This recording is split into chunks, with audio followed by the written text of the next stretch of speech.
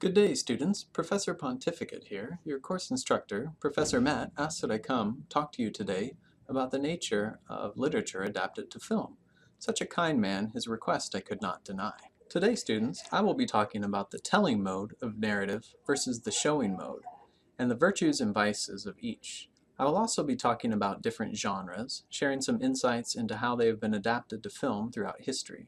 Then I will talk about the rise of the auteur and the concept of deauthorization of the literary text that took place over the second half of the 20th century. Finally, I will discuss how our modern era can be classified as a state of post-literary adaptation. But before I get to the meat of the lecture that dear Professor Matt asked that I come deliver, consider, if you will, the nature of repetition, which is so central to the inquiry of literature adapted to film, because we experience the story once as a source text and a repetition of the story as a film, adapted from that text. In general, humans experience repetition somewhere on a spectrum of exact repetition, which proves to be tedious, onerous, and most burdensome, on the one hand, and on the other hand, repetition as unfettered variation, which is experienced as chaotic. Both extremes of the spectrum are highly unsatisfactory. So the goal of adapters is to strike the right balance of repetition and change, to elicit delight in recognition of familiar characters, plot events, setting, motifs, and themes, but also to deviate enough that the reader, turned viewer, can see the fabula in a new way. Now, as for the showing versus the telling mode of narrative, it's worth noting that each mode has its limits and possibilities, its virtues and vices. And I would put forward the proposition that if you're someone who happens to continually find him or herself saying, the book is always better or the film is always better, then perhaps you have a personal predilection for the advantages of either the showing or the telling mode of narrative, or conversely have less tolerance for the shortcomings of the other mode. In the showing mode, storytelling focuses on performance, that is, using actual people or actors, places, either found or in nature, or created on a set, and objects. Obviously, film and drama are showing modes of narrative. By contrast, the telling mode of narrative uses a conventional system of signs, that is language, to deliver its story. Performance-based media heightens the illusion of instantaneity. It's a more immersive experience. We don't just read about a character, but we actually see the character.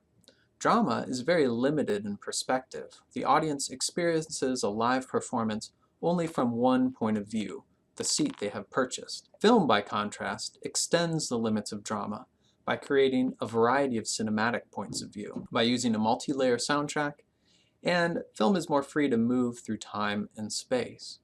A shortcoming of performance-based media is that it is more difficult to develop internal character motivation, to explore the so-called inner life of characters, which the novel is so adept at. Drama and film shift character motivation to the external, to action. In film, action is character. Now, it should be noted that film can develop interiority through voiceover narration, but by and large, this device, when used too heavily, is viewed by film critics as pedestrian technique, and one that should be avoided.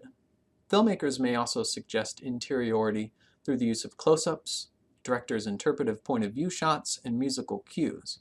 But whereas voiceover narration errs on the heavy-handed, the latter strategies may err on the side of subtlety, at best leaving character motivation to the imagination of the more perspicacious viewer, and in other instances may elude many dull-minded viewers. Another shortcoming of film, due to its showing mode of narrative, is that in making interpretive choices of a source text, film limits the possibilities or interpretive richness of literature that activates each reader's imagination in a unique way. This accounts for the common experience viewers of a film who are familiar with the source text have when they express it thusly: "I didn't imagine it that way." A virtue of literature is that in the telling mode, it offers more interpretive richness and more easily engages the imagination of the reader. It is in this way that one can say literature favors the imagination, whereas film favors immersion. I would posit that if you're someone who's constantly let down with the filmmaker's interpretation of a source text, it's likely you have a fertile imagination and would prefer to let the story blossom in your mind's eye rather than be immersed in the filmmaker's interpretation of the source text through your optical eye. Literature can more easily restrain a character's or a setting's physical description. A writer can stagger realizations about the physicality of characters, but in film it's all there the moment the character appears on the screen. Filmmakers may be able to delay certain features for a while, but aside from the faceless killer, who always seems to be framed outside the mise-en-scène of a slasher film, viewers are not likely to tolerate characters whom they cannot see. While this may be construed as a downstroke, the uptick is that film renders characters and settings in much more vivid detail than literature can. So if you are more prone to favor the lush visuals possible in cinema, and often find reading words on a page a chore, you may find yourself favoring the film over the book. Now we will talk about different genres adapted to film. I'll start with the prose, namely the novel and the short story. Historians argue whether the modern novel owes a debt to film or film owes a debt to the modern novel in the use of multiple points of view, ellipses, fragmentation, and discontinuity. But it's interesting that the rise of modernist fiction, authors like James Joyce, William Faulkner, Virginia Woolf, coincides with the advent of film as a popular art form. And modernism's drive towards internalization is seen as a reaction against the externalization of film. In other words, playing to the strengths of each mode of narration, internal in the telling mode and external in the showing mode. One key strategy for adapting novels into film is compression, which involves shortening plot events, conflating characters, and subtracting narrative material. Compression is obviously key to adapting novels because of the general length of novels versus films.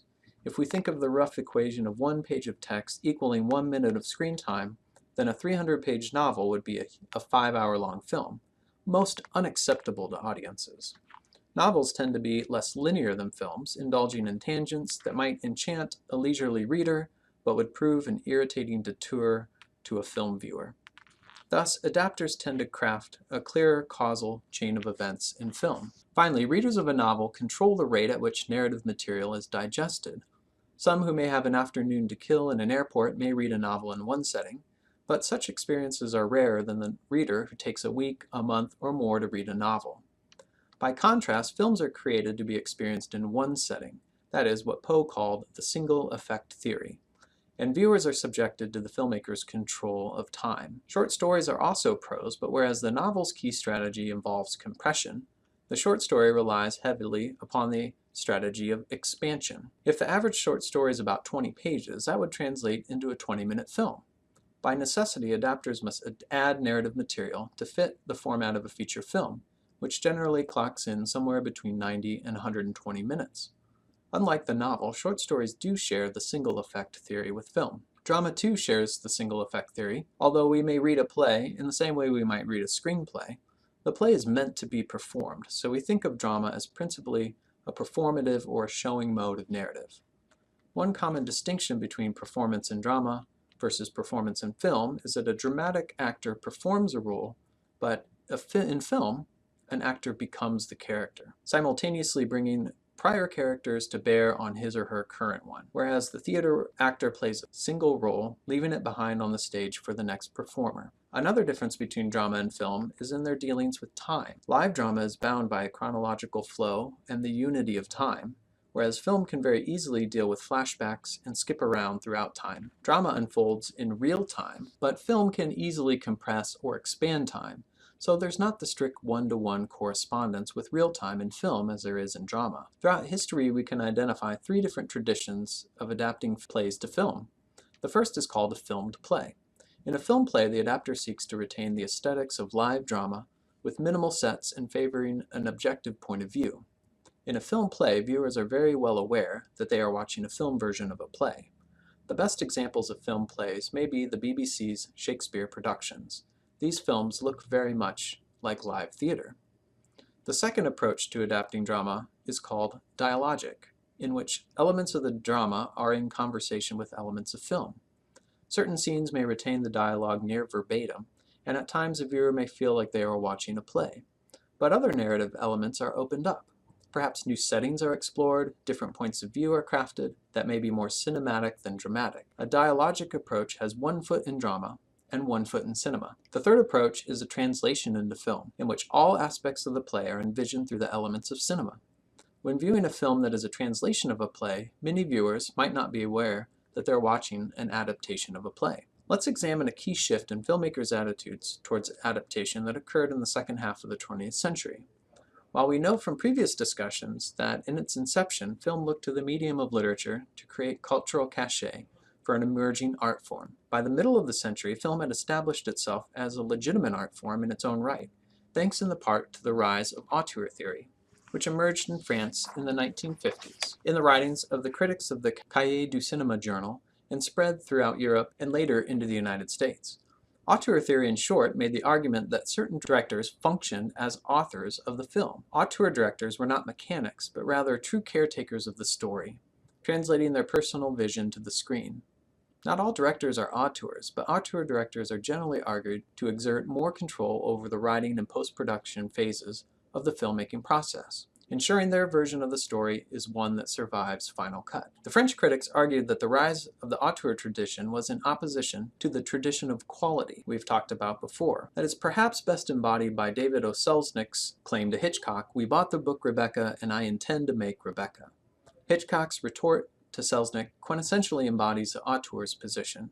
"I read the story once for the main idea, then I forget about it and make cinema." As evidenced by the images of our respective filmmakers, there may be some ill will born in the conflicting perspectives of the tradition of quality versus the auteur's vision. Now, once film was firmly established in culture as a legitimate art form in its own right, filmmakers were free to de-authorize literary classics and then re-authorize them as a vision of an auteur. This is the seismic shift through the later half of the 20th century, the de-authorization of the literary classic and its re-authorization as the work of an auteur director. Hitchcock is certainly an important figure here, though he often selected minor or more obscure literary works to adapt. The strategy here is that lesser-known works of literature are more easily and unproblematically reworked to accommodate an auteur's vision, because the public is less likely to know about or be attached to the source text, and thus less likely to gripe about substantive changes. Additionally, it's easier for a director with clout like Hitchcock